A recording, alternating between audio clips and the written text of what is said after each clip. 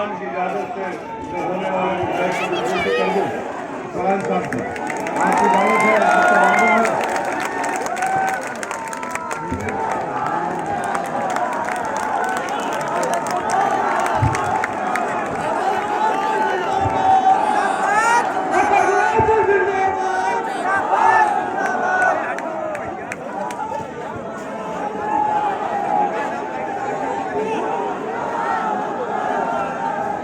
अस्सलाम वालेकुम रहमतुल्लाहि व बरकातुहू।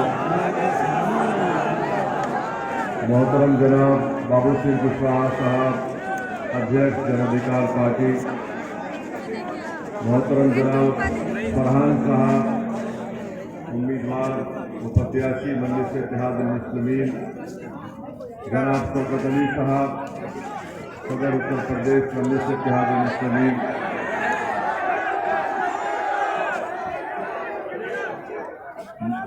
मंच पर शहनशीन पर मौजूद तमाम मजलिस के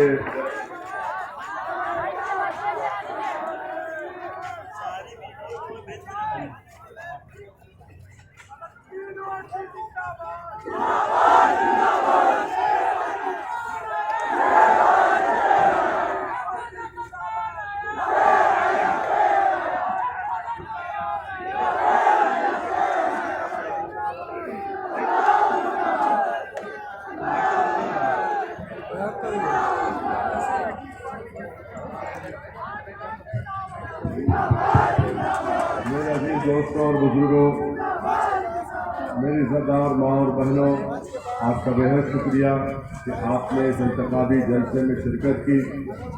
मैं आपसे सिर्फ यही गुजारिश करने आया हूँ कि 27 तारीख के दिन मोहम्मद फरहान साहब को आप अपने टीम की ओर देकर कामयाब करिए। इनका इंतखाबी निशान पतंग का है। ये लड़ाई मजलिस इत्तेहाद मुस्लिमीन, जन अधिकार पार्टी, भागीदारी परिवर्तन मोर्चा, आपकी हिस्सेदारी की लड़ाई लड़ रही है और मेरे पास वक्त कम है, इसीलिए मुख्तसर से वक्त में मैं आपको ये बात बताना ज़रूरी समझता हूँ कि अगर आपके दिमाग में कोई ये कह रहा है कि समाजवादी पार्टी को वोट देने से आप बीजेपी को हरा पाएंगे, तो मैं आपसे अदबन गुजारिश कर रहा हूँ कि ये आपका फैसला गलत होगा। आपने तीन मरतबा समाजवादी पार्टी को, बसपा को वोट किया। 2014 में बीजेपी कामयाब हो गई, 2017 में अखिलेश और राहुल मिले तब भी बीजेपी कामयाब हो गई, 2019 में अखिलेश और बहन मायावती मिले तब भी बीजेपी कामयाब हो गई। मैं आपको बताना चाहूँगा कि हम सिर्फ वोट डालने वाले बन चुके हैं, आज आपको वोट लेने वाला बनना पड़ेगा और सबसे बेहतरीन, मुखलिस, ईमानदार और बेबाक एक प्रत्याशी फरहान आपके दरमियान में है और मुझे यकीन है कि आज आप यहाँ से इनको कामयाब करेंगे तो ये जब उत्तर प्रदेश की विधानसभा में जाएंगे तो वो गूंगे, अंधे, बहरे बनकर नहीं बैठेंगे। वो किसी अखिलेश यादव या बहन मायावती के हुक्म के मोहताज नहीं रहेंगे। ये आपको अपना नेता बनाना है। आपकी सपों से याद रखिए मेरी इस बात को। मेरी जिंदगी कोई अहम नहीं है। हम सब इस दुनिया में आए, आज एक कल चले जाएंगे, मगर क्या काम करके जाएंगे आप? क्या समाजवादी पार्टी में आपकी कोई अहमियत है? क्या समाजवादी पार्टी में आपकी वोट की अहमियत है? हरगिज नहीं है। खुद समाजवादी पार्टी के एक उनके करीबी साथी ने मीडिया के सामने कहा कि अखिलेश यादव ने अपने पार्टी के 45% मुस्लिम नेताओं का टिकट काट दिया इसलिए कि मुसलमान एक नशे में है। आप बताइए कौन सा नशा है? जमहूरियत में जब तक आपकी आवाज नहीं होगी, जमहूरियत में जब तक आपका नेता नहीं होगा, आपके मसाइल हल होने वाले नहीं है। और अगर कोई समाजवादी का कहेगा कि अगर ओवैसी के पार्टी के 8-10 जीत जाएंगे तो क्या होगा, मैं उनको जवाब देकर कह रहा हूं कि भारत की पार्लियामेंट में जो देश की सबसे बड़ी पंचायत है, 540 के ऐवान में अगर 2 दीवाने खड़े हो जाते तो 300 बीजेपी के खड़े होकर ओवैसी का इस्तेमाल करते पार्लियामेंट में।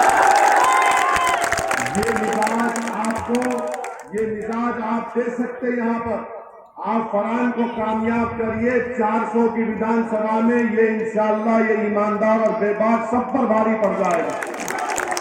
समाजवादी हरगिज नहीं चाहती कि आपकी आवाज उत्तर प्रदेश की विधानसभा में जाए।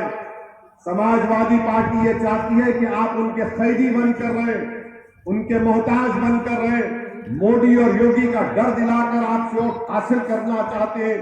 मैं आपको फिर से कह रहा हूं, आपने 14, 17 और 19 में जो गलती की उसको दोबारा मत दोहराइए, खुदा के लिए उसको मत दोहराइए। समाजवादी पार्टी एक मंसूबाबंद तरीके से अल्पसंख्यक समाज, मुसलमानों की पॉलिटिकल लीडरशिप को दबा नहीं रही है, खत्म कर रही है जमीन से, खत्म कर रही है जमीन से। मेरी इस बात को याद रखिए आप। मेरा उत्तर प्रदेश को आने का मकसद ये नहीं है कि मैं अपनी मकबूलियत में इजाफा करूं या अपने ताईद में आपकी जबान से नारे सुनाऊं। मेरा आने का मकसद यह है कि आपकी सफों से एक जमीन से नेता पैदा हो जो 1 साल 2 साल नहीं बल्कि 25-30 साल तक आपका खादिम बनकर खिदमत कर सके। और मेरी नाकिस राय में फरहान वो काम कर सकते हैं, फरहान वो जिम्मेदारी का बोझ उठा सकते हैं। एक गरीब परिवार से शख्स आ रहा है जिसकी जिंदगी एक आईने की तरह है, जो आप लोग मुझसे बेहतर जानते हैं। क्या समाजवादी पार्टी से पूछिए आप, पार्लियामेंट में 2019 में जब यूएपीए का कानून में तरमीम की गई थी, क्या समाजवादी पार्टी ने, क्या अखिलेश यादव ने, क्या मुलायम सिंह यादव ने अमित शाह के लाए हुए कानून की तारीफ नहीं की? और वो कानून क्या कहता है कि दिल्ली में बैठा हुआ कि इंस्पेक्टर इलाहाबाद में फरहान नामी एक शख्स को टेररिस्ट घोषित कर सकता है। किसने मुखालिफत की? मैंने और इम्तियाज जलील ने मुखालिफत की। हमने पार्लियामेंट में डिवीजन का मुतालबा किया, तरमीमात की, संविधान का हवाला देकर उस कानून की धज्जियां उड़ाई। आज उसी यूएपीए कानून के तहत भारत के मुख्तलिफ जेलों में नौजवान अपनी जवानी को बर्बाद कर रहा है, क्योंकि यूएपीए के कानून में समाजवादी पार्टी ने तायीद की। ट्रिपल तलाक का 3-3 मरतबा कानून लाया गया, 3-3 मरतबा कानून लाया गया। अखिलेश यादव की तकरीर उठाकर सुनो, जब ट्रिपल तलाक के कानून पर बहस हो रही थी तो अखिलेश यादव ने कहा कि मैंने आगरा से लखनऊ हाईवे बना, कानून ट्रिपल तलाक का है। और अखिलेश यादव बात कर रहे रोड की। इनकी जबान से लफ्ज मुसलमान कब सुना आपने अखिलेश की जबान से? बताइए आप क्यों नहीं बोलते? इसलिए नहीं बोलते, डरते। किस बात का डर? कि आप बराबर नहीं है। मुझे बताइए कि आप बराबर नहीं है अखिलेश यादव के? आप नहीं है बराबर उनके। जब बराबर है तो नाम क्यों नहीं लिया जाता? नाम लिया जाना चाहिए। और समाजवादी पार्टी 2012 से 17 तक आपने अखिलेश को मुख्यमंत्री बनाया। मेरे अजीज दोस्तों और बुजुर्गों, क्या आजादी के बाद पार्टीशन के बाद 50,000 लोग मुजफ्फरनगर में अपने घरों से बेघर हो गए? कौन जिम्मेदार था? क्या अखिलेश यादव ने आज हम पर उंगली उठाते कि ओवैसी जहां इलेक्शन लड़ता है वहां बीजेपी जीत जाती है, योगी को कामयाबी मिलती है? अरे बताओ अखिलेश यादव, जब तुम मुख्यमंत्री थे तुम्हारे पास योगी आदित्यनाथ के खिलाफ केसेस चलाने की फाइल आई तो तुमने उस पर साइन नहीं किया। क्यों नहीं किया? याद रखिए, अखिलेश यादव और योगी आदित्यनाथ ये राम और श्याम की जोड़ी है, एक सिक्के के 2 रुपए। मेरी इस बात को जहन नशीब कर लीजिए। समाजवादी पार्टी का तो ये रिकॉर्ड रहा है समाजवादी पार्टी का। कितनी बातें आपके सामने रख सकता हूं।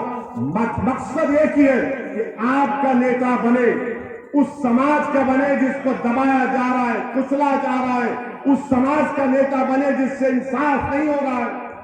आज मुझ पर इल्जाम लगाया जाता कि मैं ध्रुवीकरण की राजनीति करता हूं। बताओ, अगर मेरी बात सच है, मैं चैलेंज के साथ कह रहा हूं कि समाजवादी पार्टी के दल्ले होंगे यहां पर। सुनो मेरी बात कान से खोलकर, तुम जाकर कौम के नाम पर वोट का मुतालबा करते हो ना, तो बताओ आज उत्तर प्रदेश में सबसे कम ग्रेजुएट मुसलमान क्यों है? आज उत्तर प्रदेश में सबसे ज्यादा बच्चे और बच्चियां स्कूल के बाहर मुसलमान क्यों है? आज उत्तर प्रदेश में सबसे कम 2 एकड़ जमीन अल्पसंख्यक समाज मुसलमान के पास क्यों है? आज सबसे कम पढ़े लिखे बच्चे और बच्चियां मुसलमान क्यों है? इसका जिम्मेदार ओवैसी है। 2012 और 17 में समाजवादी ने यह वादा किया था कि अल्पसंख्यक समाज मुसलमानों को रिजर्वेशन मिलेगा। आपने रिजर्वेशन दिया? नहीं दिया। मगर अब क्या बोल रहे हैं? आग बंद करके वोट डालो, बीजेपी को रोकना है। अरे बीजेपी को तुम 3 मरतबा नहीं रोक पाए। तुम्हारे घर में शादी थी तो तुमने मोदी को बुलाया, मेरे घर में शादी में मैंने मोदी को नहीं बुलाया था। तुम मिले रहे मोदी के साथ। आजम खान जेल को क्यों गए बताओ? क्योंकि उन्होंने अपने मंत्रालय में लोगों का तकर्रुर किया। और ये मुख्यमंत्री दूध का धुआं था, ये जो इतनी बड़ी रोड बनाया, रिवर फ्रंट बनाया, पूरी मलाई खा गया। और आजम पर केस क्या है कि आजम ने लोगों का तकर्रुर ज्यादा कर लिया। कौन बिना बताइए आप। मेरे अजीज दोस्तों और बुजुर्गों, भारत की राजनीति की, सियासत की तल्ख हकीकत यह है कि अगर आपके पास आपका नेता नहीं होगा, आपकी आवाज को नहीं सुना जाएगा। मुझे कोई संतरी मंत्री बनने का शौक नहीं है। मैं अपनी जिंदगी में अल्लाह मुझे जिंदा रखेगा तो कभी ना मंत्री बनूंगा ना मुख्यमंत्री बनूंगा, ये मेरा फैसला है। मगर मेरी ख्वाहिश ये है, मेरी नीयत ये है, मेरी लड़ाई ये है कि आपकी क़यादत बने, आपका नेता बने। और समाजवादी पार्टी से ये एक तरफा मोहब्बत कब तक? ये कब तक एक तरफा मोहब्बत करते रहेंगे आप? कभी इस किया अपने नौजवानों? किया है? कभी इस एक तरफा होता है? एक तरफा होता है? ये तो एक तरफा मोहब्बत है।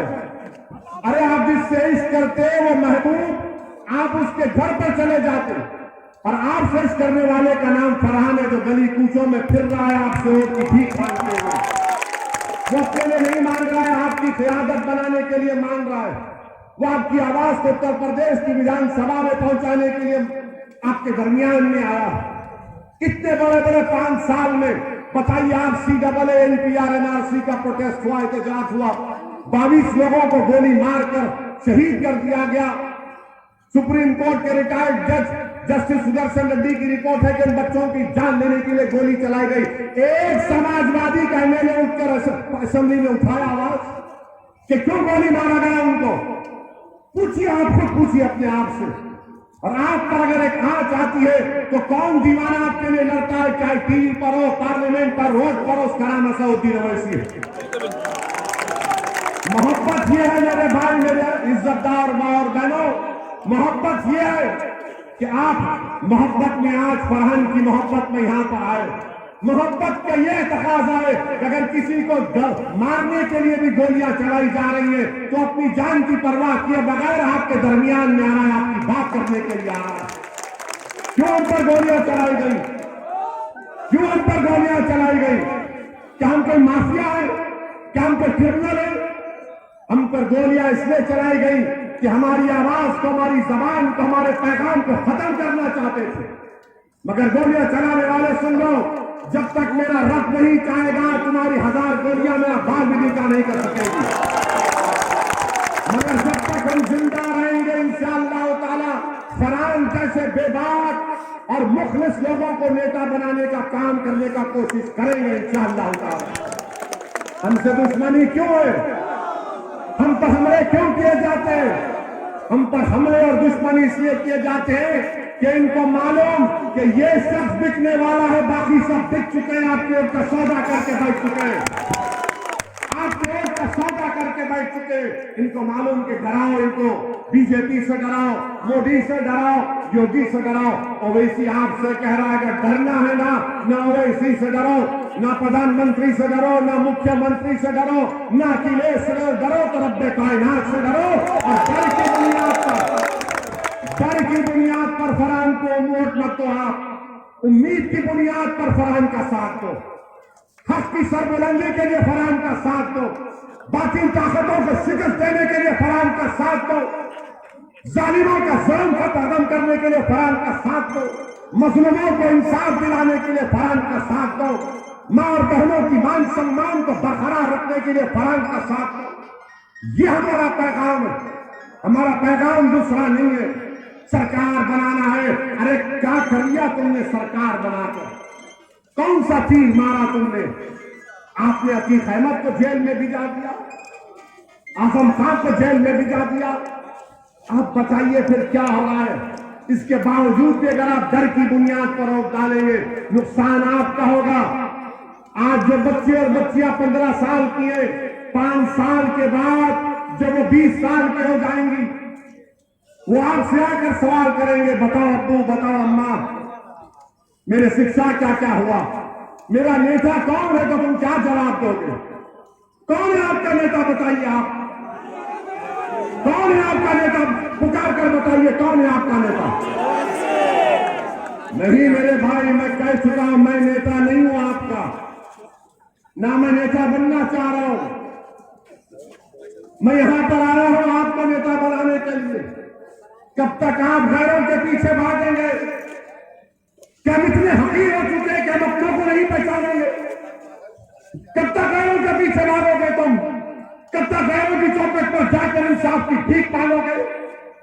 अगर आज के हमारा नौजवान कामयाब हो गया तो आपको किसी के पास जाने की जरूरत नहीं है। ये खादिम के तौर पर आपके दरवाजे पर आकर खड़े होगा और बोलेगा, मैं लड़ूंगा तुम्हारे इंसाफ के लिए। मेरे अजीज दोस्तों और बुजुर्गों, फिरका परस्ती इस मुल्क को, इस प्रदेश को हर तरफ बढ़ रही है, तो फिरका परस्ती का मुकाबला कैसे करेंगे आप?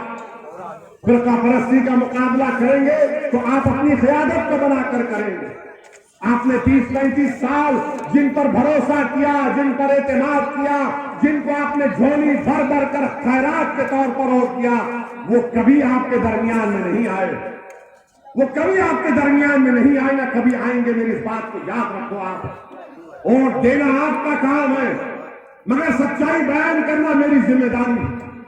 अगर आज आप फरहान का हाथ थाम लेंगे तो आप फरहान का नहीं बल्कि अपने बेटे का, अपने मुस्तकबिल का हाथ थाम रहे हैं। अगर आप सिर्फ यही बातों में फैलते जाएंगे, कोई आएगा ये बात करेगा, कोई वो बात करेगा। अरे कौन सी बात? पूछो अखिलेश यादव से आप, जब कर्नाटक में एक बच्ची हिजाब पहनने के लिए, अपनी कॉन्स्टिट्यूशनल राइट के लिए लड़ रही थी, तो मीडिया ने अखिलेश से आकर पूछा, इस हिजाब वाली बच्ची पे क्या बोलेंगे? अखिलेश ने कहा, सुनाई नहीं दे रहा, जोर से बोलो। जब मुस्लिम मौत के बारे में पूछा गया, सुनाई नहीं दे रहा। जब उसको आपकी बात, आपकी तकलीफ सुनाई नहीं देती, तो फिर किस बुनियाद पर वोट देंगे आप? कौन आपकी तकलीफ को महसूस करता है? कर्नाटक की एक बच्ची को हिजाब पहनने की इजाजत नहीं दी गई तो कौन दीवानावार उसकी तारीफ में नारे लगा रहा था? कौन उसके हक में लड़ रहा था? कौन कह रहा था कि भारत के संविधान के खिलाफ? मगर इनको आपका वोट चाहिए, आपके हिजाब और निकाब से मतलब नहीं है। इनको आपके वोट से मतलब है, आपके विकास से मतलब नहीं है। इनको आपका वोट चाहिए मगर आपकी लीडरशिप से मतलब नहीं है। ये आपको कैदी बनाकर रखना चाहते हैं। तोड़ दो इन चीजों को एक मर्तबा, तोड़ दो एक मर्तबा, एक तारीफ बनाओ इलाहाबाद में आप, और देख लो आप, जब एक दीवाना कामयाब होकर उत्तर प्रदेश की विधानसभा में जाएगा, आपने सबको आजमा दिया ना, एक 5 साल के लिए इसको आजमाओ। आप एक मर्तबा एतमाद के साथ, उम्मीद की बुनियाद पर, पतन के निशान पर बटन दबाकर आप मंजलिस के उम्मीदवार को कामयाब करिए। मैं आपसे वादा कर रहा हूं कि आपके भरोसे को हम शर्मिंदा होने नहीं देंगे। आप यहां से इनको कामयाब करिए, आप कामयाब करिए। मैं जिम्मेदारी लूंगा, यहां पर आता रहूंगा 2 महीने में एक मर्तबा। हैदराबाद से ज्यादा दूर नहीं आऊंगा, यहां पर आपसे मुलाकात करूंगा। और ये काम नहीं करेंगे तो उनका कान पकड़कर कहूंगा, काम करना पड़ेगा आपको यहां पर। यही चंद गुजारिशात मुझे आप तक कहना था, क्योंकि और एक मुकाम पर जाना है, इसलिए आपसे इजाजत चाहता हूं। और मैं आपसे बताना चाह रहा हूं कि मैं उत्तर प्रदेश को आया हूं, आता रहूंगा, और इंशाअल्लाह ताला जब तक रब्बे करीम मुझे जिंदा रखेगा, मैं आपके दरमियान में आता रहूंगा। मेरी लड़ाई खत्म नहीं होगी जब तक जिंदगी वफा करेगी। मैं लड़ता हूं, मुझे सिर्फ लड़ना आता है। मसलियत के नाम पर बुज़दिली के मजारे करना मेरी फितरत में नहीं है, नहीं है मेरी फितरत में। मेरी जबान अगर कड़वी लगती है तो इसलिए लगती है कि नाइंसाफी को देखकर बर्दाश्त नहीं होता मुझे। मेरे अजीज दोस्तों और बुजुर्गों, मेरी इज्जतदार माँ और बहनों, आप एक होकर एक होकर अपना एक एक वोट मजलिस के उम्मीदवार पतंग के निशान पर बटन दबाकर कामयाब करे। उत्तरी से हमारे एमआईएम के एक और प्रत्याशी मोहम्मद अली साहब, उनका भी इंतखाबी निशान पतंग का है, वोट डालिए। क्या इस उम्मीद पर जाओ कि आप तमाम लोग कुरान का साथ देंगे? हाथ उठाकर जवाब दीजिए। क्या आप समाजवादी से डरकर या बीजेपी से डरकर कुछ उल्टा सीधा तो नहीं कर देंगे? और अगर दिल में डर पैदा होगा तो उस बच्ची ने क्या नारा लगाया था? क्या नारा लगाया था उसने? क्या नारा लगाया था उसने? किससे डरोगे? बस काफी है, इसी चीज को पैदा करो। डरना है तो जमीन और आसमान के खालिक से, किसी मखलूक से नहीं, खालिक से डरना पड़ेगा। ये मिजाज आपको मजलिस देती है। और जमहूरियत को मजबूत करिए, हिस्सेदारी में साथ दीजिए और पतंग के निशान पर अपने रोशन मुस्तकबिल के लिए बटन दबाकर यहां से मजलिस के उम्मीदवार को कामयाब करिए। अस्सलाम वालेकुम व रहमतुल्लाहि व बरकातहू।